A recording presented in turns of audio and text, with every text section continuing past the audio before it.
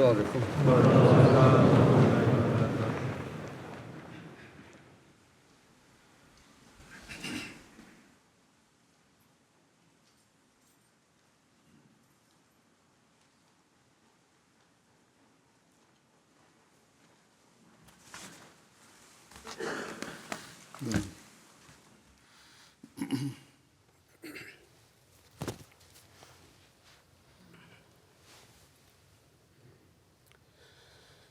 اللہ اکبر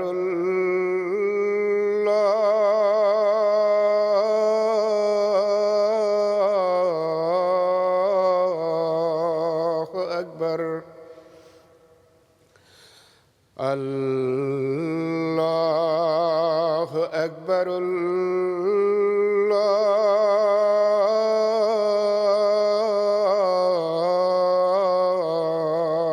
اکبر أشهد أن لا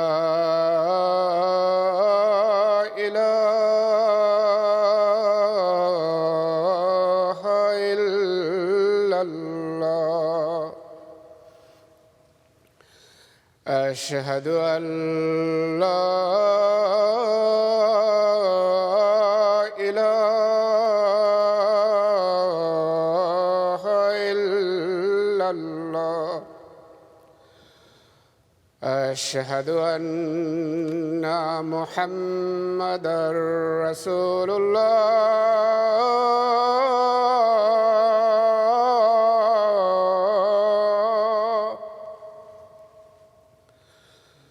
أشهد أن محمدًا رسول الله حي على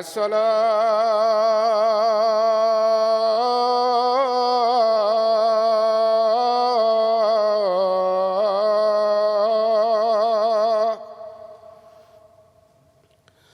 حي على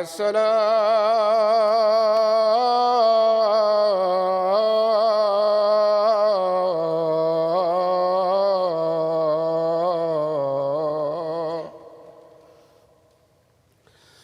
حي على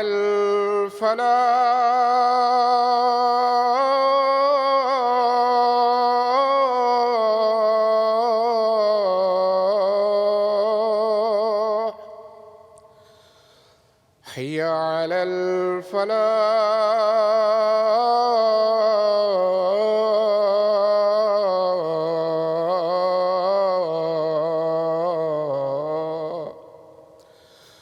الله أكبر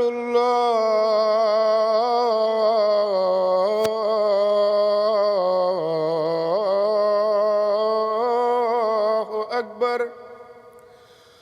لا إله إلا الله.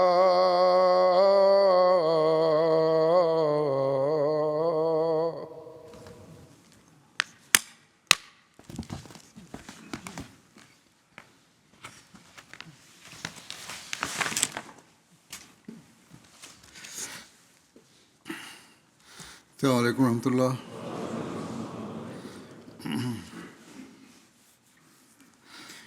أشهد أن لا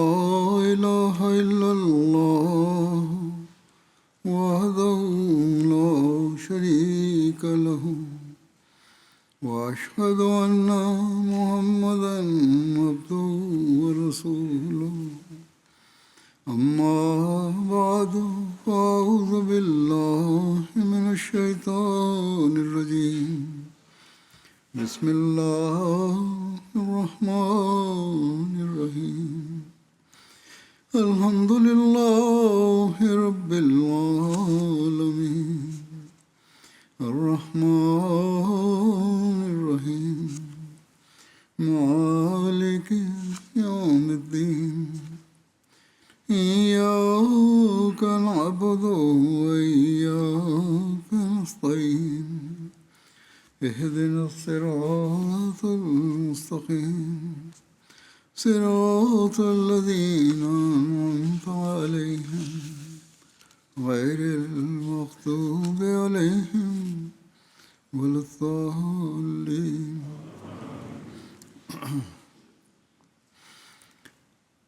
اللہ تعالیٰ نے انسان کو پیدا کیا تو اس سے پہلے اس کے فائدے کے لیے بے شمار نعمتیں پیدا کی. اللہ تعالیٰ کا یہ فضل اور بندوں سے یہ سلوک یقیناً اس بات کو تقاضا کرتا ہے کہ بندہ اس کا شکر گزار بنے. ہر نبی نے اپنے ماننے والوں کو نصیحت فرمائی کہ اللہ تعالیٰ کے شکر گزار بندے بنو، اور سب سے بڑھ کر اس شکر گزاری کا نمونہ ہمارے آقا و مطاع حضرت محمد مصطفیٰ صلی اللہ علیہ وسلم نے دکھایا. اپنے ہر عمل سے اللہ تعالیٰ کی شکر گزاری کا اظہار فرمایا. آپ کی گریہ ازاری، آہ و بکا اللہ تعالیٰ کے حضور نہایت عاجزی سے گڑ گڑاتے دیکھ کر جب آپ سے سوال کیا گیا کہ آپ سے تو اللہ تعالیٰ نے ہر قسم کی کامیابیوں کے وعدے کیے ہیں اور آپ کو کامیابیاں عطا بھی فرما رہا ہے، تو پھر اس قدر آہ و بکا کس لیے؟ تو آپ نے فرمایا ان انعامات پر میں اللہ تعالیٰ کا شکر گزار بندہ نہ بنوں، عاجزی سے اس کے حضور جھکتے ہوئے اس کا شکریہ ادا نہ کروں. ہر موقع پر جہاں آپ نے اپنی شکر گزاری کے عملی نمونے دکھائے، وہاں آپ نے اپنی امت کو بھی شکر گزاری کرنے کی تلقین فرمائی، اس کے اسلوب سکھائے، اللہ تعالیٰ کا شکر ادا کرنے کے لیے دعائیں سکھائیں. آپ صلی اللہ علیہ وسلم کے اسی اسوہ دعاؤں اور نصائح کا آج میں ذکر کروں گا. ایک روایت میں آتا ہے، حضرت انس سے روایت ہے کہ رسول اللہ صلی اللہ علیہ وسلم نے فرمایا ایمان 2 حصوں پر مشتمل ہے، آدھا صبر میں اور آدھا شکر میں ہے. اصل میں تو صبر بھی شکر گزاری کا پہلو ہی اجاگر کرتا ہے. اس لیے اگر دیکھا جائے تو حقیقت میں مکمل ایمان اس شکر گزاری سے ہی ہوتا ہے. حضرت صحیح بیان کرتے ہیں کہ رسول اللہ صلی اللہ علیہ وسلم نے فرمایا مومن کا معاملہ بھی عجیب ہے، اس کا معاملہ سراسر خیر ہے اور یہ مومن کے علاوہ کسی کے لیے نہیں. اگر اسے کوئی خوشی پہنچتی ہے تو وہ شکر کرتا ہے اور یہ اس کے لیے خیر ہے، اور اگر اسے تکلیف پہنچتی ہے تو صبر کرتا ہے، یہ بھی اس کے لیے خیر ہے. خیر اس لیے کہ اللہ تعالیٰ فرماتا ہے کہ ان اللہ مع الصابرین، اللہ تعالیٰ یقیناً صبر کرنے والوں کے ساتھ. اور پھر فرمایا کہ بشر الصابرین، اور صبر کرنے والوں کو خوشخبری سنا دے. بس جس کے ساتھ اللہ تعالیٰ ہو اور اسے خوشخبری دے رہا ہو، اس کے لیے اس سے بڑی خیر اور کیا ہو سکتی ہے. یہ حقیقی صبر بھی اسی وقت ہو سکتا ہے جب انسان خدا تعالیٰ کی تمام نعمتوں کا شکر گزار بندہ بنے. بس آپ صلی اللہ علیہ وسلم کے چھوٹے سے فکرے اور لفظ میں بھی حکمت کے خزانے ہوتے ہیں. حضرت ابو ہریرہ نے بیان کیا کہ رسول اللہ صلی اللہ علیہ وسلم نے فرمایا جو لوگوں کا شکر نہیں کرتا وہ اللہ تعالیٰ کا بھی شکر نہیں کرتا. اللہ تعالیٰ کی شکر گزاری تو ہے ہی، بندوں کی شکر گزاری کا بھی آپ نے خاص طور پر ارشاد فرمایا. اور اگر شکر گزاری کے جذبات اور خیالات ہوں تو معاشرہ ایک خوبصورت منظر پیش کرے گا، اور یہی وہ حقیقی اسلامی معاشرہ ہے جو آپ پیدا کرنا چاہتے تھے۔ پھر ایک روایت میں آتا ہے، حضرت نعمان بن بشیر سے روایت ہے کہ نبی کریم صلی اللہ علیہ وسلم نے ممبر پر فرمایا، جو تھوڑے پر شکر ادا نہیں کرتا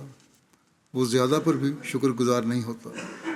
اور جو لوگوں کا شکریہ ادا نہیں کرتا وہ اللہ تعالیٰ کا بھی شکر ادا نہیں کرتا۔ اللہ کی نعمت کا ذکر کرنا بھی ایک قسم کا شکر ہے، اور اس کا ذکر نہ کرنا ناشکری ہے۔ اور آپ نے فرمایا کہ جماعت رحمت ہے اور تفرقہ عذاب ہے۔ جماعت میں رہو، اللہ تعالیٰ کے شکر گزار بندے بنو اور اکائی بن کے رہو، تو پھر ہی تمہیں اللہ تعالیٰ کی نعمتوں سے حصہ بھی ملے گا۔ اور اگر تفرقہ ڈالو گے، پھٹے ہوئے دل ہوں گے تمہارے، تو پھر اللہ تعالیٰ کے فضلوں کے وارث نہیں بن سکتے تم۔ کس گہرائی سے آپ نے شکر گزاری کی تعلیم دی ہے، اس بارے میں ایک روایت ہے۔ حضرت انس بیان کرتے ہیں کہ حضرت صلی اللہ علیہ وسلم ایک آدمی سے ملتے تو اس سے پوچھتے کہ تم کیسے ہو، تو وہ کہتا کہ بہت اچھا ہوں اور میں اللہ تعالیٰ کی حمد کرتا ہوں۔ تو حضور فرماتے،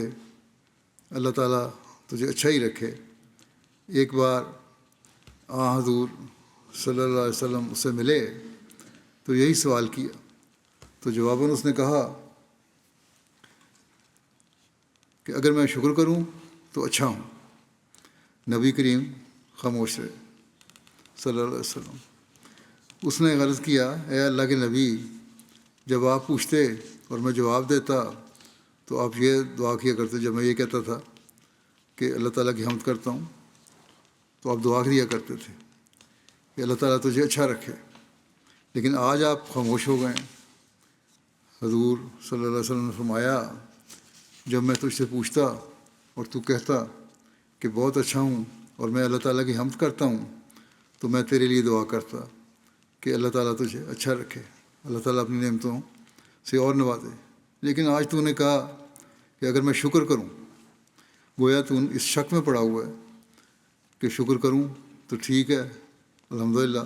نہیں تو اتنی بھی حالت میری اچھی نہیں ہے کہ میں کہوں میں بہت اچھا ہوں۔ اس لیے حضرت نے فرمایا کہ میں خاموش ہو گیا۔ آپ نے کہا کہ تم شک میں پڑ گئے تھے، تم نے اللہ تعالیٰ کے بارے میں بدگمانی کی، آپ کو یہ برداشت ہی نہیں تھا کہ ہلکا سا بھی کسی کے ذہن میں اللہ تعالیٰ کی شکر گزاری کے معاملے میں منفی خیال پیدا ہو۔ حضرت اسامہ بن زید نے بیان کیا، رسول اللہ صلی اللہ علیہ وسلم نے فرمایا، جس سے کوئی نیکی کی گئی اور اس نے اس کے کرنے والے سے کہا جزاک اللہ خیر، اللہ تعالیٰ تمہیں بہترین جزا دے، تو اس نے تعریف کا حق ادا کر دیا۔ اسی طرح حضرت ابو ہریرہ سے ایک روایت ہے، رسول اللہ صلی اللہ علیہ وسلم نے فرمایا، جب اللہ تعالیٰ کسی قوم کو خیر و برکت عطا کرنا چاہتا ہے تو ان کی عمریں بڑھا دیتا ہے اور انہیں شکر الہام کرتا ہے، یعنی شکر بجا لانے کی توفیق دیتا ہے۔ بس قومی ترقی کے لیے بھی شکر گزاری ضروری ہے، جماعتی ترقی کے لیے بھی شکر گزاری ضروری ہے، انفرادی ترقی کے لیے بھی شکر گزاری ضروری ہے۔ اللہ تعالیٰ کی شکر گزاری، آپس میں ایک دوسرے کی شکر گزاری اور ہر اس شخص کی شکر گزاری جس سے کسی قسم کا فائدہ پہنچے، یہ انتہائی ضروری ہے، اور یہی قومی یکجہتی کا باعث بنتی ہے۔ پھر شکر گزاری کا صحیح ادراک پیدا کرنے کے لیے آپ نے خوب جو نصیحت فرمائی، اس کا ایک روایت میں یوں ذکر ملتا ہے۔ حضرت عائشہ رضی اللہ عنہا بیان فرماتی ہیں، مجھ سے رسول اللہ صلی اللہ علیہ وسلم اکثر فرمایا کرتے تھے تیرے اشعار کا کیا ہوا، یعنی کوئی شعر سناؤ۔ آپ حضرت عائشہ کو شعر یاد تھے، آپ سنایا کرتی تھی۔ تو میں نے عرض کی کون سے اشعار؟ وہ تو بہت سے ہیں، مجھے یاد ہیں۔ حضور فرماتے شکر کے بارے میں شعر سناؤ، تو میں عرض کرتی ٹھیک میرے ماں باپ آپ پر فدا ہوں۔ شاعر کہتا ہے تو اس کمزور کا سہارا بن جس کی کمزوری تجھے بدلہ نہیں دے سکتی۔ ایک دن تو دیکھے گا کہ اس کے نتائج ظاہر ہوں گے۔ صرف بدلے کے لیے سہارا نہ بنو، بلکہ اس کا سہارا بنو جو تمہیں بدلہ نہیں دے گا، اور پھر تم دیکھو گے کہ اس کے نتیجے بھی ظاہر ہوں گے۔ یہ شاعر نے کہا۔ پھر وہ ضعیف کبھی نہ کبھی یا تو تجھے اس کا بدلہ دے گا یا تیری تعریف کرے گا، اور جو تیرے اس احسان پر جو تو نے کیا ہے تیری تعریف کرتا ہے، گویا اس نے اس احسان کا بدلہ چکا دیا، الحمدللہ شکریہ کہہ دیا، تو وہ بھی اس نے احسان کا بدلہ چکا دیا۔ پھر انہی شعروں میں آپ بیان کرتی ہیں کہ جب تو کسی معزز سے صلہ رحمی کا ارادہ کرے گا تو اس کی رسی کو بسیدہ اور کمزور نہیں پائے گا۔ صلہ رحمی کرو گے تو یہ نہیں ہے کہ تم نے کوئی کمزور رسی کو ہاتھ ڈالا ہے، بلکہ وہ مضبوط رسی ہے، کیونکہ اللہ تعالیٰ اس کا اجر دے گا۔ حضرت عائشہ فرماتی ہیں کہ جب میں نے یہ اشعار سنائے تو آپ صلی اللہ علیہ وسلم نے فرمایا، اے عائشہ یہ بالکل ٹھیک ہے، مجھے جبرائیل نے بتایا کہ اللہ تعالیٰ قیامت کے روز مخلوقات کو اٹھائے گا تو اپنے ایک بندے سے پوچھے گا کہ میرے ایک بندے نے تجھ پر احسان کیا، کیا تو نے اس کا شکریہ ادا کیا؟ تو وہ جواباً کہے گا کہ اے میرے رب، مجھے معلوم تھا کہ یہ تیری طرف سے احسان ہے، اس لیے میں نے تیرا شکریہ ادا کیا، بندے کو تو نہیں کیا لیکن تیرا شکریہ ادا کر دیا۔ اس پر اللہ تعالیٰ کہے گا کہ اگر تو نے اس کا شکر ادا نہیں کیا جس کے ذریعے میں نے تجھے پر احسان کیا تھا تو نے میرا شکریہ بھی ادا نہیں کیا۔ ایک خوبصورت معاشرہ بنانے کے لیے یہ کتنا خوبصورت عمل ہے۔ پھر شکر گزاری کی دعا سکھاتے ہوئے آپ فرماتے ہیں، حضرت عبداللہ بن ورنام بیازی سے روایت ہے کہ رسول اللہ صلی اللہ علیہ وسلم نے فرمایا، جس شخص نے جب صبح کی اور اس نے یہ دعا کی کہ اے اللہ، جس نعمت نے بھی میرے ساتھ صبح کی ہے وہ تیری طرف سے ہے، تو ایک ہے، تیرا کوئی شریک نہیں، بس تیرے لیے حمد ہے اور تیرے لیے شکر ہے، تو اس نے اپنے دن کا شکر ادا کر دیا، اور جب وہ شام کرتا ہے اور اس نے ایسا ہی کیا تو اس نے اپنی رات کا شکر ادا کر دیا۔ اس طرح ایک روایت ہے، حضرت معاذ بن جبل سے روایت ہے، رسول اللہ صلی اللہ علیہ وسلم نے ان کا ہاتھ پکڑا اور فرمایا، اے معاذ، بخدا میں یقیناً تم سے محبت کرتا ہوں۔ پھر فرمایا، اے معاذ، میں تمہیں تاکید کرتا ہوں کہ ہر نماز کے بعد ہرگز نہ چھوڑنا کہ تم کہو، اللہم اعنی علی ذکرک و شکرک و حسن عبادتک، کہ اے اللہ میری مدد فرما اپنے ذکر کے لیے اور اپنے شکر کے لیے اور اپنی عبادت کی خوبصورتی کے لیے۔ پھر ایک روایت میں ہے، ابو علا بن شخیر نے روایت کی ہے کہ ایک شخص سے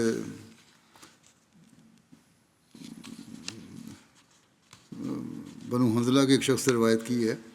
اس نے کہا کہ میں نے حضرت شداد بن اوس کے ساتھ ایک سفر میں تھا، انہوں نے کہا، کیا میں تمہیں وہ نہ سکھاؤں جو رسول اللہ صلی اللہ علیہ وسلم نے ہمیں سکھایا، کہ تم کہو کہ اے اللہ، میں تجھ سے ہر کام میں ثبات طلب کرتا ہوں اور تجھ سے ہدایت کی پختگی مانگتا ہوں اور تجھ سے تیری نعمت کا شکر مانگتا ہوں اور تیری عبادت کا حسن اور تجھ سے سچ بولنے والی زبان مانگتا ہوں اور قلب سلیم میں تیری پناہ چاہتا ہوں، اور اس شر سے جو تو جانتا ہے اور اس خیر سے طلب کرتا ہوں جو تو جانتا ہے، اور تجھ سے بخشش طلب کرتا ہوں، اور اس سے جسے تو جانتا ہے اس سے بھی بخشش طلب کرتا ہوں، یعنی اللہ تعالیٰ سے بھی اور دنیا کے ہر شخص سے بھی، ہر چیز وہ چیز جو بخشش میں کر سکتی ہے، جو فائدہ پہنچا سکتی ہے انسان کو، تو بے شک غیب کی باتوں کا علم رکھنے والا ہے، کیونکہ اللہ تعالیٰ ہی جانتا ہے کون فائدہ مند ہے کون نہیں، اس لیے اللہ تعالیٰ سے یہ دعا کی کہ اے اللہ تو بھی مجھ پر فضل کر ہر چیز پہ، اور ہر اس چیز جو تیری پیداوار پیدا کی ہوئی ہے اور جو میرے فائدے کے لیے ہے، اس میں بھی میرے لیے خیر رکھ دے۔ پھر ایک دن حضرت صلی اللہ علیہ وسلم نے ایک دعا ایک سکھائی۔ حضرت ابو سعید سے روایت ہے کہ ایک شخص نے عرض کیا یا رسول اللہ صلی اللہ علیہ وسلم، کون سی دعا سب سے بہتر ہے جو میں نماز میں کیا کروں؟ آپ صلی اللہ علیہ وسلم نے فرمایا، تم کہو اللہم لک الحمد کلہ ولک الشکر کلہ ولک الملک کلہ ولک الخلق کلہ وإلیک یرجع الامر کلہ نسألک من الخیر ونعوذ بک من الشر کلہ۔ اے اللہ تمام تعریفیں تیرے لیے ہیں اور سارا شکر تیرے لیے ہے اور ساری بادشاہی تیرے لیے ہے اور ساری مخلوق تیری ہے اور ہر معاملہ تیری طرف لوٹتا ہے۔ ہم تو اس سے ہر قسم کی بھلائی مانگتے ہیں اور ہر طرح کے شر سے تیری پناہ چاہتے ہیں۔ خود حضرت صلی اللہ علیہ وسلم کی اپنی دعا کا ذکر ایک روایت میں یوں ملتا ہے۔ حضرت ابن عباس سے روایت ہے کہ نبی صلی اللہ علیہ وسلم اپنی دعا میں کہا کرتے تھے، اس کا ترجمہ یہ ہے کہ اے میرے رب میری مدد کر اور میرے خلاف کسی کی مدد نہ کر، اور میری نصرت فرما اور میرے خلاف کسی کی نصرت نہ فرما، اور میرے لیے تدبیر کر اور میرے خلاف تدبیر نہ کر، اور مجھے ہدایت دے اور میری ہدایت میرے لیے آسان کر دے، اور میری مدد کر اس کے خلاف جس نے میرے یا مجھ پر زیادتی کی۔ اے اللہ مجھے اپنا شکر گزار بنا، اپنا ذکر کرنے والا بنا، تو اس سے ڈرنے والا، تیرا فرما بردار، تیری بہت اطاعت کرنے والا، تیری طرف بہت زیادہ جھکنے والا بنا دے۔ اے میرے رب میری توبہ قبول کر اور میری خطا دھو دے اور میری دعا قبول فرما اور میری حجت کو مضبوط کر اور میرے دل کو ہدایت دے اور میری زبان کو سیدھا کر اور میرے دل سے کینہ دور کر دے۔ اور آپ کا تو دل ہر چیز سے صاف اور پاک تھا اور اللہ تعالیٰ کی طرف جھکے ہوئے تھے بالکل کلیتاً۔ یہ دعا تو آپ اپنے لیے تو کرتے تھے، لیکن اصل میں یہ دعا آپ نے ہمیں سکھائی کہ ہر میرے ماننے والوں کو اس طرح اپنے دل کو صاف رکھنے کے لیے دعا کرنی چاہیے اور اللہ تعالیٰ کا فضل مانگنا چاہیے۔ حضرت ابو ہریرہ نے بیان کیا ایک دعا ہے جسے میں نے رسول اللہ صلی اللہ علیہ وسلم سے یاد کیا ہے، میں اسے نہیں چھوڑتا، اور وہ دعا یہ ہے، اس کا ترجمہ یہ ہے کہ اے اللہ مجھے ایسا بنا دے کہ میں تیرا بہت زیادہ شکر کروں اور کثرت سے تیرا ذکر کروں اور تیری نصیحت کی پیروی کروں اور تیرے تاکیدی حکموں کو یاد رکھوں۔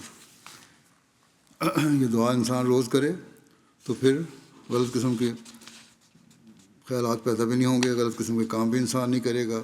وہی کچھ کرے گا جو اللہ تعالیٰ نے جس کے کرنے کا حکم دیا۔ حضرت ابو ہریرہ سے روایت ہے کہ رسول اللہ صلی اللہ علیہ وسلم نے فرمایا، جو شخص کسی آزمائش میں مبتلا انسان کو دیکھے اور یہ دعا کرے تو اس نے اس نعمت کا شکر ادا کر دیا۔ اور دعا کے الفاظ یہ ہیں کہ تمام تعریفیں اللہ کے لیے ہیں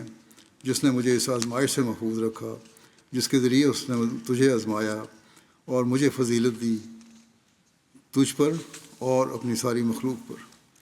کسی کو دیکھ کر تکلیف میں یہ بھی دعا کرنا چاہیے کہ اللہ تعالیٰ کا شکر ہے کہ اس نے مجھے ان تکلیفوں سے محفوظ رکھا۔ حضرت عائشہ بیان فرماتی ہیں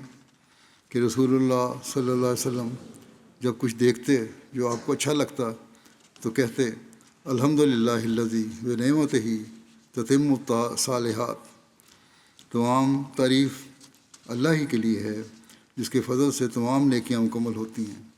اور جب آپ وہ دیکھتے جو آپ ناپسند فرماتے تو کہتے الحمدللہ علی کل حال، ہر حال میں تمام تعریف اللہ ہی کے لیے ہے۔ حضرت انس کہتے ہیں ہم رسول اللہ صلی اللہ علیہ وسلم کے ساتھ تھے اور ہمیں بارش نے آ لیا۔ راوی کہتے ہیں رسول اللہ صلی اللہ علیہ وسلم نے اپنا سر، یعنی حضرت انس نے کہتے ہیں کہ آپ صلی اللہ علیہ وسلم نے اپنا سر سے اپنا کپڑا اٹھا دیا یہاں تک کہ آپ پر کچھ بارش پڑی. ہم نے کہا یا رسول اللہ آپ نے ایسا کس لیے کیا تھا؟ آپ نے فرمایا کیونکہ یہ بلند و بالا رب کی طرف سے تازہ بتازہ آئی ہے، اس کی شکر گزاری کے طور پر میں نے ان قطروں کو لیا ہے. حضرت ابو ہریرہ بیان کرتے ہیں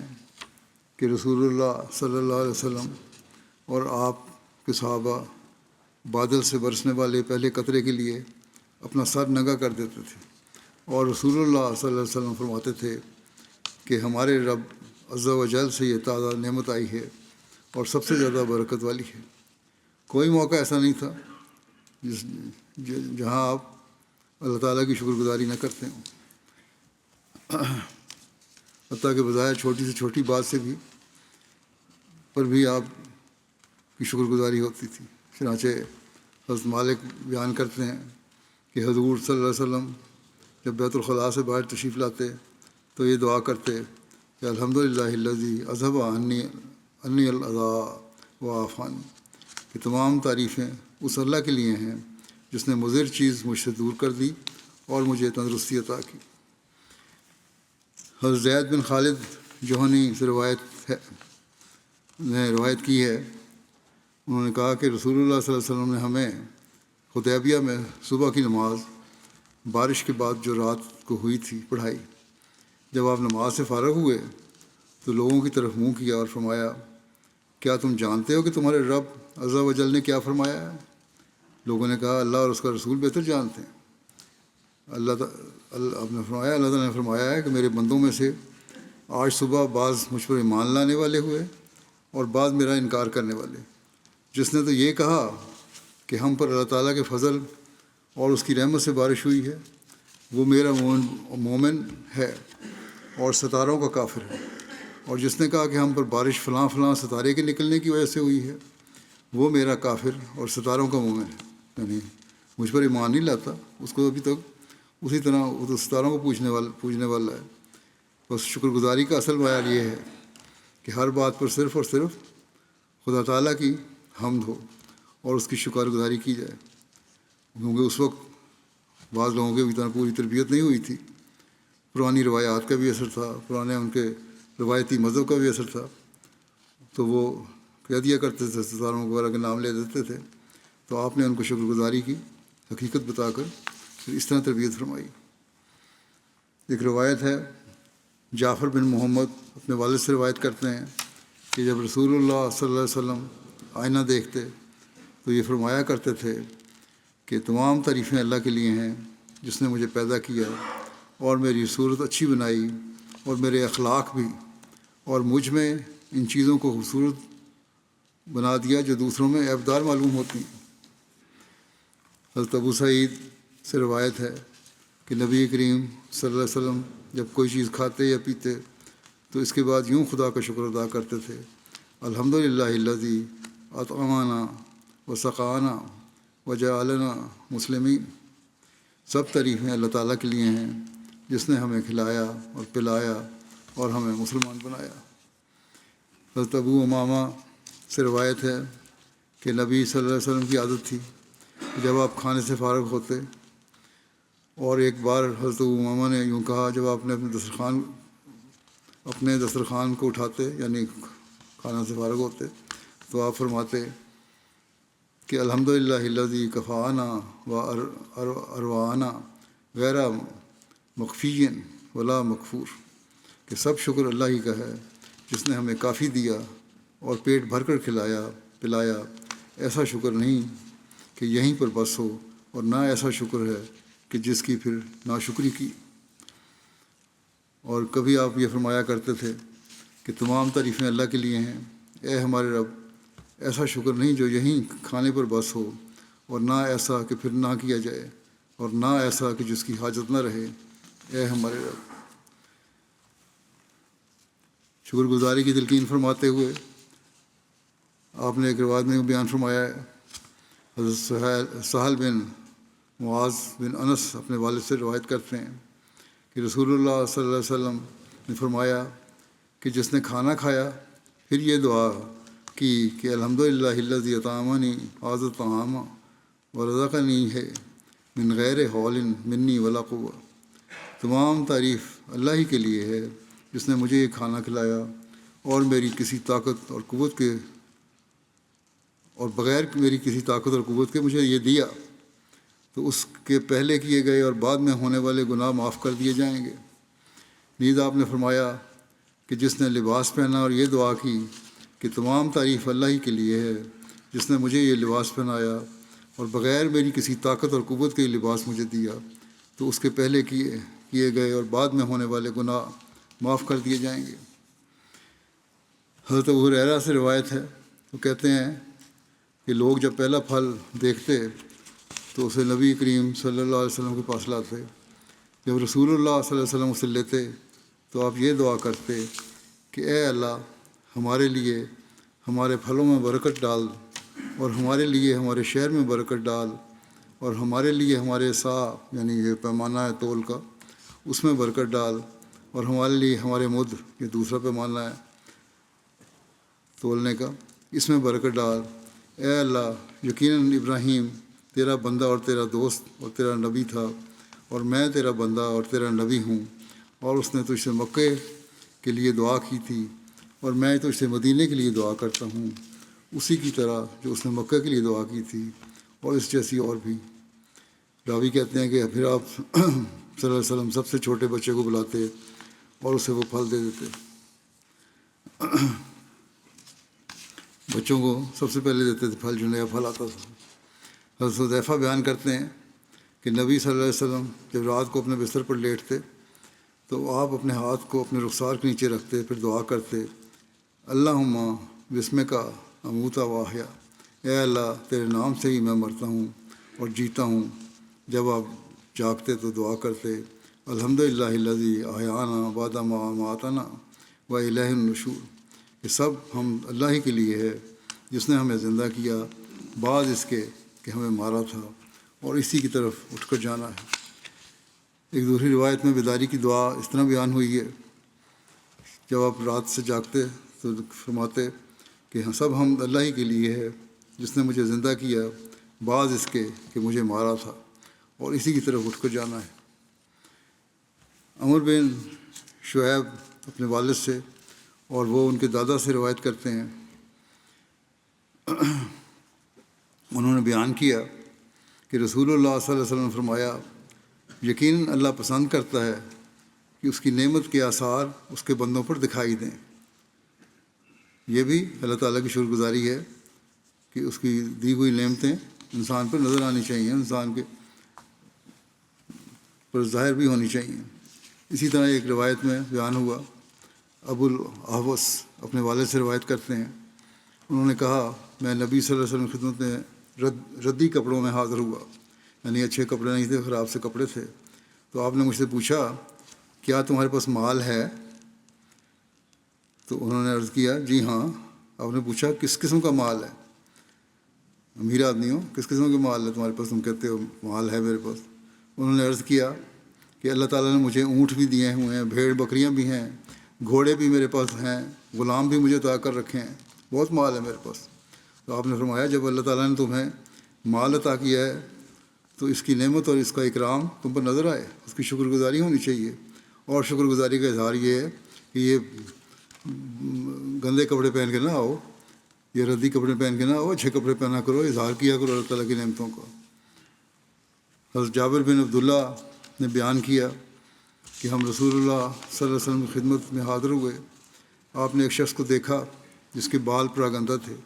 یعنی بکھرے ہوئے بال تھے، صحیح سنوارے کو نہیں تھے، کنگھی نہیں کی ہوئی تھی۔ آپ نے فرمایا کیا یہ کوئی چیز نہیں پاتا جس سے اپنے بالوں کو درست کرے؟ ساتھیوں بیٹھاؤں کا کہ کیوں نہیں اپنے بالوں کو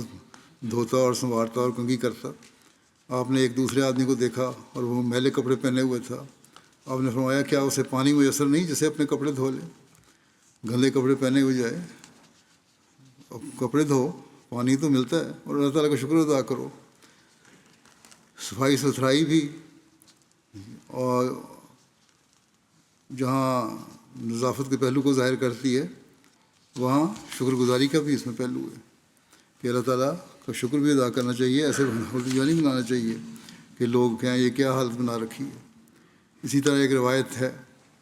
حضرت عبداللہ بن مسعود نے نبی صلی اللہ علیہ وسلم سے روایت کی ہے کہ آپ نے فرمایا جنت میں وہ شخص داخل نہیں ہوگا جس کے دل میں ذرہ برابر بھی تکبر ہے۔ ایک آدمی نے کہا انسان پسند کرتا ہے کہ اس کا لباس اچھا ہو اور اس کا جوتا اچھا ہو۔ آپ نے فرمایا اللہ تعالیٰ خوبصورت ہے اور خوبصورتی کو پسند کرتا ہے۔ یہ تو اللہ تعالیٰ بھی خوبصورت ہے، اللہ تعالیٰ خوبصورتی کو پسند کرتا ہے، اس میں کوئی شک نہیں۔ تکبر تو یہ چیز ہے کہ اپنے آپ کو بڑا سمجھنے کی وجہ سے حق کا انکار کرنا اور لوگوں کو حقیر جاننا، سچی بات سے انکار کرنا اور لوگوں سے بھی حقارت سے پیش آنا، یہ تکبر ہے۔ یا اچھے کپڑے پہن کے پھر تکبر کرنا تو پھر وہ تکبر ہوگا، لیکن اچھے کپڑے پہن کے اگر حاجی سے دوسروں کو ملتے ہو، ان کا حق ادا کرتے ہو تو یہ تکبر نہیں ہے۔ حضرت ابو سعید خدری سے نے بیان کیا کہ رسول اللہ صلی اللہ علیہ وسلم جب بھی کوئی نیا کپڑا لیتے تو اس کپڑے کا قمیص ہو یا امامہ نام لیتے اور دعا کرتے کہ اے اللہ تمام تعریف تیرے لیے ہے، تو نے ہی مجھے یہ پہنایا ہے، میں تجھ سے ہی اس کی خیر مانگتا ہوں اور وہ خیر جس کے لیے بنایا گیا ہے، اور میں اس کے شر سے پناہ مانگتا ہوں اور اس شر سے جس کے لیے بنایا گیا ہے۔ حضرت عائشہ سے روایت ہے کہ رسول اللہ صلی اللہ علیہ وسلم نے فرمایا اللہ تعالیٰ کسی بندے کو کوئی نعمت دے اور وہ جان لے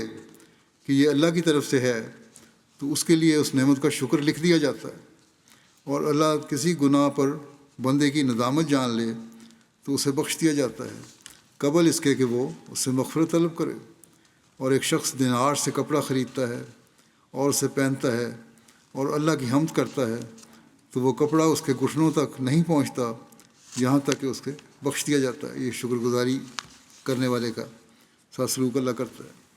سالم نے حضرت عبداللہ بن عمر رضی اللہ عنہما سے روایت کی کہ انہوں نے کہا کہ نبی صلی اللہ علیہ وسلم جب غزوہ سے لوٹتے تو کہتے تھے، جب آپ کسی گھاٹی یا اونچے میدان میں پہنچتے تو آپ 3 بار اللہ اکبر کہتے،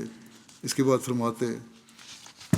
کہ لا الہ الا اللہ وحدہ لا شریک لہ لہ الملک و لہ الحمد وہو علی کل شیء قدیر آئبون تائبون عامدون ساجدون لربنا حامدون صدق اللہ وعدہ ونصر عبدہ وہزم الاحزاب وحدہ۔ لا الہ یعنی یہ ہے کہ لا الہ الا اللہ یعنی ایک اللہ کے سوا اور کوئی معبود نہیں، اس کا کوئی شریک نہیں، ساری بادشاہت اسی کی ہے اور اسی کے لیے تمام کی تمام خوبیاں ہیں اور وہ ہر بات پر قدرت رکھتا ہے۔ ہم سفر سے لوٹ رہے ہیں، اپنی غلطیوں کا اعتراف کرتے ہوئے اقرار کرتے ہیں کہ ہم آئندہ غلطیاں نہیں کریں گے۔ ہم اپنے رب ہی کی عبادت کرنے والے ہیں، اپنے رب ہی کے سامنے سر جھکانے والے ہیں، اپنے رب ہی کی حمد بیان کرنے والے ہیں۔ اللہ تعالیٰ نے یقیناً اپنا وعدہ سچا کر دکھایا اور اپنے بندے کی یاوری فرمائی اور تمام جتھوں کو تنہا شکست دے کر بھگا دیا۔ جنگ بدر کے دن کفار کے مقتولین کو میدان بدر کے گڑھوں اور کنوؤں میں ڈال دیا گیا، اور رسول اللہ صلی اللہ علیہ وسلم نے فرمایا تمام تعریف اللہ کے لیے ہے جس نے ابو جہل کو ذلیل و خوار کر دیا اور اسے ہلاک کیا اور ہمیں اس سے نجات عطا فرمائی۔ جب سب مقتولین کنویں میں ڈال دیے گئے تو رسول اللہ صلی اللہ علیہ وسلم ان کے گرد چکر لگا رہے تھے جبکہ وہ مقتولین اس گڑھے میں تھے۔ حضرت ابوبکر ایک ایک شخص کا نام لے کر آپ صلی اللہ علیہ وسلم کو بتا رہے تھے، اور رسول اللہ صلی اللہ علیہ وسلم اللہ تعالیٰ کی حمد و شکر کرتے ہوئے فرما رہے تھے کہ تمام تعریف اللہ کے لیے ہے جس نے مجھ سے کیا ہوا وعدہ پورا کر دیا۔ آپ کے جانی دشمن کے کیفر کردار پر پہنچنے پر آپ کا رد عمل کسی قسم کی یہ نہیں تھا، کسی قسم کی ظاہری خوشی ہو، اس کا اظہار نہیں کیا، بلکہ اللہ تعالیٰ کے حضور جھکے اور اس کا شکر ادا کیا۔ اس بارے میں اور روایات بھی ہیں، چنانچہ ایک روایت میں آتا ہے، حضرت عبداللہ بن مسعود بھی بیان کرتے ہیں کہ میں غزوہ بدر کے دن رسول اللہ صلی اللہ علیہ وسلم کی خدمت میں حاضر ہوا اور عرض کیا میں نے ابو جہل کو قتل کر دیا۔ آپ صلی اللہ علیہ وسلم نے فرمایا کیا اس اللہ کی قسم جس کے سوا کوئی معبود نہیں؟ میں نے عرض کیا کہ ہاں، اس اللہ کی قسم جس کے سوا کوئی معبود نہیں، میں نے قتل کر دیا اسے۔ آپ صلی اللہ علیہ وسلم نے اس بات 3 مرتبہ دہرائی اور مجھ سے تصدیق لی. پھر فرمایا کہ اللہ سب سے بڑا ہے،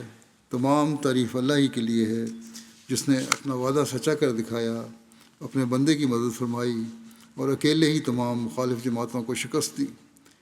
پھر آپ نے فرمایا جاؤ مجھے اس کی لاش دکھاؤ، چلو میرے ساتھ. چنانچہ ہم روانہ ہوئے. جب آپ صلی اللہ علیہ وسلم نے اسے دیکھا تو فرمایا یہ اس امت کا فرعون ہے. ایک اور روایت میں ہے کہ رسول اللہ صلی اللہ علیہ وسلم کو جس روز ابو جہل کے سر کی بشارت دی گئی آپ نے 2 رکعت نماز پڑھی. اس کی مزید تفصیل ایک روایت میں یوں بیان ہوئی ہے. ابو اسحاق بیان کرتے ہیں کہ جب بدر کے دن رسول اللہ صلی اللہ علیہ وسلم کے پاس ابو جہل کے قتل کی خوشخبری لانے والا آیا تو آپ صلی اللہ علیہ وسلم نے اس سے 3 مرتبہ اللہ کی قسم لے کر پوچھا جس کے سوا کوئی معبود نہیں، کیا تم نے واقعی اسے مقتول دیکھا ہے؟ اس نے آپ صلی اللہ علیہ وسلم کے سامنے قسم کھائی تو رسول اللہ صلی اللہ علیہ وسلم سجدے میں گر پڑے. بعض روایات میں ہے کہ 1 سے زائد سجدے کیے آپ نے. فتح مکہ کے موقع پر آپ کی شکر گزاری کی روایات ملتی ہیں. اس تعلق میں حضرت ابن عمر سے روایت ہے کہ رسول اللہ صلی اللہ علیہ وسلم فتح مکہ کے دن کعبہ کی سیڑھی پر کھڑے ہوئے. پھر آپ صلی اللہ علیہ وسلم نے اللہ تعالیٰ کی حمد بیان کی، اس کی ثنا کی اور فرمایا الحمدللہ الذی صدق وعدہ ونصر عبدہ وہزم الاحزاب وحدہ. تمام تعریف اللہ ہی کے لیے ہے جس نے اپنا وعدہ سچا کر دکھایا، اپنے بندے کی مدد فرمائی اور تمام لشکروں کو اکیلے ہی شکست دی. بخاری کی ایک روایت میں ہے کہ عبد الرحمن بن ابی لیلہ نے بیان کیا ہے کہ ہم سے کسی نے بیان نہیں کیا کہ اس نے نبی صلی اللہ علیہ وسلم کو چاشت کی نماز پڑھتے دیکھا ہو سوائے حضرت ام ہانی کے. چاشت کی نماز کے بارے میں جو روایتیں ملتی ہیں ان میں کہتے ہیں ہمیں تو اور کوئی روایت نہیں ملی سوائے ایک حضرت ام ہانی کی روایت ملتی ہے کہ آپ نے چاشت کی نماز پڑھی. اور وہ روایت اس طرح ہے کہ بیان کرتی ہیں کہ نبی صلی اللہ علیہ وسلم فتح مکہ کے دن ان کے گھر میں تشریف لائے اور آپ نے غسل کیا اور 8 رکعت نماز پڑھی. تو کہتی ہیں کہ میں نے اس سے زیادہ ہلکی نماز کبھی نہیں دیکھی. بہت ہلکی نماز تھی لیکن 8 رکعت آپ نے پڑھی، مگر آپ پوری طرح رکوع اور سجدہ کرتے تھے، یہ نہیں کہ جلدی جلدی کر لیا. آپ کی ہلکی نماز بھی ہماری لمبی نمازوں جیسی تھی. ایک سیرت نگار نے اس واقعہ کو اس عنوان کے تحت بیان کیا ہے کہ رسول اللہ صلی اللہ علیہ وسلم نے یہ 8 رکعتیں شکرانہ کے طور پر ادا کی تھیں بسبب اس کے جو اللہ تعالیٰ نے اس دن آپ کو عطا کیا تھا. حضرت انس سے روایت ہے کہ جب آپ مکہ مکرمہ میں داخل ہوئے تو لوگ آپ کی زیارت کے لیے آئے. عاجزی اور جذبات شکر کی وجہ سے آپ کا سر کجاوے کو چھو رہا تھا. آپ لوگوں کے درمیان تھے. آپ نے فرمایا اللہم ان العیش عیش الآخرہ، کہ اے اللہ یقیناً اصل زندگی تو آخرت کی زندگی ہے. حضرت مسیح موعود علیہ الصلوۃ والسلام فرماتے ہیں یہ علو جو خدا تعالیٰ کے خاص بندوں کو دیا جاتا ہے وہ انکسار کے رنگ میں ہوتا ہے، اور شیطان کا علو استکبار سے ملا ہوتا ہے. دیکھو ہمارے نبی کریم صلی اللہ علیہ وسلم نے جب مکہ کو فتح کیا تو آپ نے اسی طرح اپنا سر جھکایا اور سجدہ کیا جس طرح پر ان مصائب اور مشکلات کے دنوں میں جھکاتے اور سجدے کرتے تھے. جب اسی مکے میں آپ کی ہر طرح سے مخالفت کی جاتی اور دکھ دیا جاتا تھا، جب آپ نے دیکھا کہ میں کس حالت میں یہاں سے گیا تھا اور کس حالت میں اب آیا ہوں تو آپ کا دل خدا کے شکر سے بھر گیا اور آپ نے سجدہ کیا. آپ کی ایک دعا کا ذکر صحیح مسلم کی ایک روایت میں ملتا ہے. حجۃ الوداع کے موقع پر جب نبی کریم صلی اللہ علیہ وسلم نے صفا اور مروہ کی سعی یعنی طواف کیا، چکر لگایا، اس کا ارادہ فرمایا، تو آپ نے صفا سے ابتدا کی اور اس پر چڑھے یہاں تک کہ بیت اللہ کو دیکھا اور قبلہ کی طرف رخ کیا اور اللہ تعالیٰ کی توحید بیان کی اور اس کی بڑائی کا ذکر کیا اور فرمایا اللہ کے سوا کوئی عبادت کے لائق نہیں، وہ ایک ہے، اس کا کوئی شریک نہیں، بادشاہت اسی کی ہے، اسی کے سب تعریف ہے، وہ ہر چیز پر قادر ہے، اللہ کے سوا کوئی عبادت کے لائق نہیں، وہ اکیلا ہے، اس نے اپنا وعدہ پورا کیا اور اپنے بندے کی مدد کی اور لشکروں کو اکیلے پسپا کر دیا، اور پھر اس کے درمیان آپ نے دعا کی، دعا کو 3 مرتبہ اسی طرح آپ نے کیا۔ حضرت علی کہ یمن سے ہمدان قبیلہ کی اطلاع دینے کے بارے میں ایک روایت آتی ہے۔ حضرت براء بن عازب بیان کرتے ہیں، جب 10 ہجری میں رسول اللہ صلی اللہ علیہ وسلم نے حضرت علی کو یمن کی طرف بھیجا اور سارے قبیلہ ہمدان نے اسلام قبول کر لیا، تو حضرت علی نے ان کے اسلام قبول کرنے کی خبر رسول اللہ صلی اللہ علیہ وسلم کو خط کے ذریعے دی۔ جب رسول اللہ صلی اللہ علیہ وسلم نے وہ خط پڑھا تو آپ صلی اللہ علیہ وسلم سجدے میں گر گئے اور فرمایا، ہمدان پر سلام ہو، ہمدان پر سلام ہو۔ 9 مرتبہ یہ ارشاد فرمایا۔ حضرت صلی اللہ علیہ وسلم کے سجدات شکر کے بارے میں مزید تفصیلات اس طرح ملتی ہیں۔ حضرت ابو بکرہ سے روایت ہے کہ نبی صلی اللہ علیہ وسلم کے پاس جب کوئی ایسی بات آتی جو آپ کو خوش کرتی یا جو آپ کے لیے خوشی کا باعث ہوتی تو آپ اللہ تبارک و تعالیٰ کا شکر ادا کرتے ہوئے سجدے میں گر جاتے۔ اسی طرح ایک روایت ہے حضرت انس بن مالک سے کہ نبی صلی اللہ علیہ وسلم کو ایک مقصد کے لیے بارے میں بشارت دی گئی تو آپ شکر کرتے ہوئے سجدے میں گر گئے۔ آپ صلی اللہ علیہ وسلم پر درود بھیجنے پر مومنوں کو جو اللہ تعالیٰ نے خوشخبری دی اور اس پر آپ نے جس شکر گزاری کا اظہار فرمایا، اس کا ذکر ایک روایت میں یوں ملتا ہے۔ حضرت عبد الرحمن بن عوف بیان کرتے ہیں کہ رسول اللہ صلی اللہ علیہ وسلم باہر تشریف لائے اور اپنی صدقہ کی جگہ کی طرف متوجہ ہوئے، پھر اندر تشریف لے گئے، قبلہ رخ ہو کر سجدے میں گر گئے اور سجدہ بہت طویل کر دیا، یہاں تک کہ مجھے گمان ہوا کہ اللہ عز و جل نے اسی حالت میں آپ کی روح قبض کر لی ہے کہ میں آپ کے قریب ہو کر بیٹھا تو آپ نے سر اٹھایا اور فرمایا، یہ کون ہے؟ میں نے عرض کیا کہ عبد الرحمن۔ فرمایا، کیا بات ہے؟ میں نے عرض کیا، یا رسول اللہ صلی اللہ علیہ وسلم، آپ نے اتنا لمبا سجدہ کیا کہ مجھے اندیشہ ہوا کہ کہیں اللہ عز و جل نے اسی حالت میں آپ کی روح قبض نہ کر لی ہو، یعنی وفات وصال نہ ہو گیا ہو۔ تو آپ نے فرمایا، جبرائیل میرے پاس آئے تھے اور مجھے یہ کہہ کر خوشخبری دی کہ اللہ تعالیٰ فرماتا ہے کہ جو شخص آپ پر درود بھیجے گا میں اس پر اپنی رحمت نازل کروں گا، اور جو آپ پر سلام بھیجے گا میں اس پر سلام بھیجوں گا۔ اس پر میں نے اللہ عز و جل کا شکر ادا کرنے کے لیے سجدہ کیا تھا، اور یہ سجدہ اس شکر گزاری کے طور پر تھا جتنا لمبا ہوا۔ حضرت ابو بکر بیان کرتے ہیں، انہوں نے رسول اللہ صلی اللہ علیہ وسلم کو دیکھا کہ آپ صلی اللہ علیہ وسلم کے پاس ایک خوشخبری لانے والا آیا جو آپ صلی اللہ علیہ وسلم کو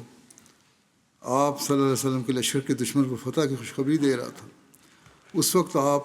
صلی اللہ علیہ وسلم کا سر حضرت عائشہ کی گود میں تھا۔ آپ صلی اللہ علیہ وسلم کھڑے ہوئے اور سجدے میں گر پڑے۔ ایک روایت میں ہے عمر بن شعیب اپنے والد سے اور وہ اپنے دادا سے روایت کرتے ہیں کہ انہوں نے رسول اللہ صلی اللہ علیہ وسلم کو فرماتے ہوئے سنا، 2 خصلتیں ایسی ہیں کہ جس شخص میں وہ پائی جائیں اللہ تعالیٰ اسے صابر اور شاکر لکھ دیتا ہے، اور جس میں وہ دونوں نہ ہوں اللہ اسے نہ صابر لکھتا ہے اور نہ شاکر۔ پہلی یہ کہ جو شخص اپنے دین کے معاملے میں اس کی طرف دیکھے جو اس سے بلند ہو اور اس کی پیروی کرے، اور دوسری یہ دین کے معاملے میں ادھر دیکھے جو اس سے بلند ہے اور پھر دیکھے کہ میں اس کی پیروی کروں،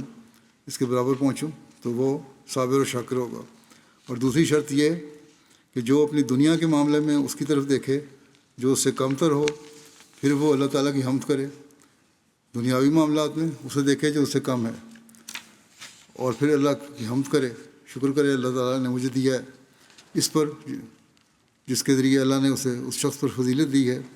تو اللہ تعالیٰ اسے صابر اور شاکر لکھ دیتا ہے۔ اور جو شخص اپنے دین میں اس کی طرف دیکھے جو اس سے کم تر ہو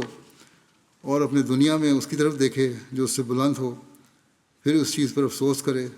جو اس سے رہ گئی، تو اللہ تعالیٰ اسے نہ صابر لکھتا ہے اور نہ شاکر۔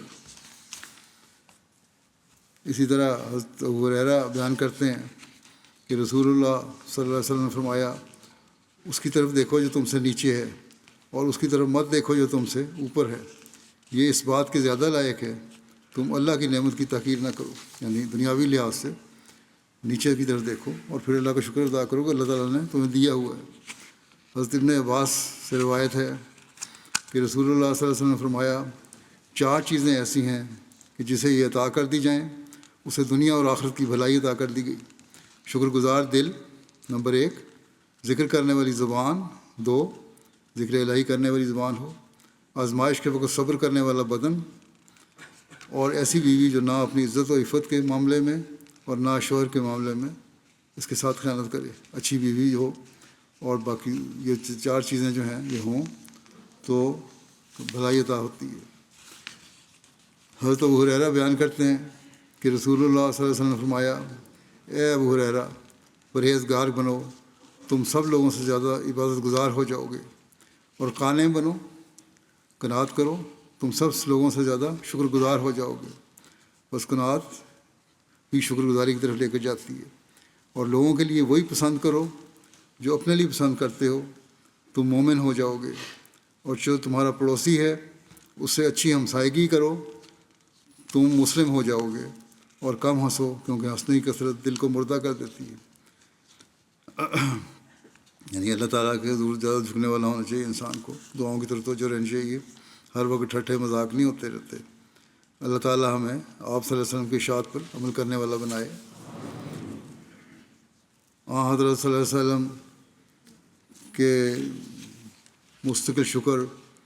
اور ذکر الہی کا نقشہ کھینچتے ہوئے حضرت عائشہ بیان کرتی ہیں کہ نبی کریم صلی اللہ علیہ وسلم اپنے تمام اوقات میں ذکر الہی کیا کرتے تھے۔ بس آپ نے اپنی امت کے سامنے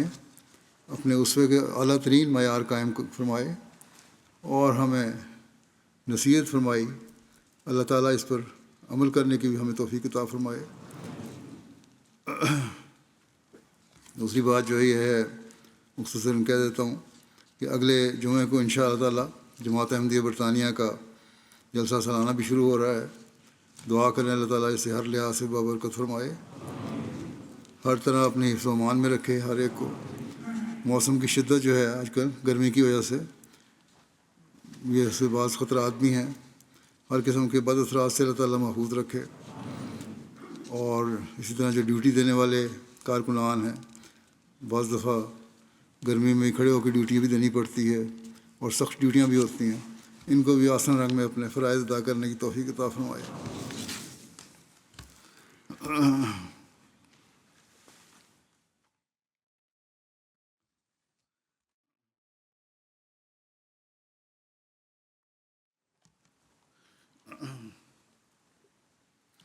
الحمد لله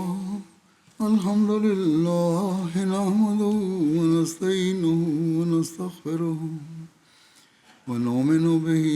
ونتوكل عليه ونعوذ بالله من شرور أنفسنا ومن سيئات أعمالنا، من يهده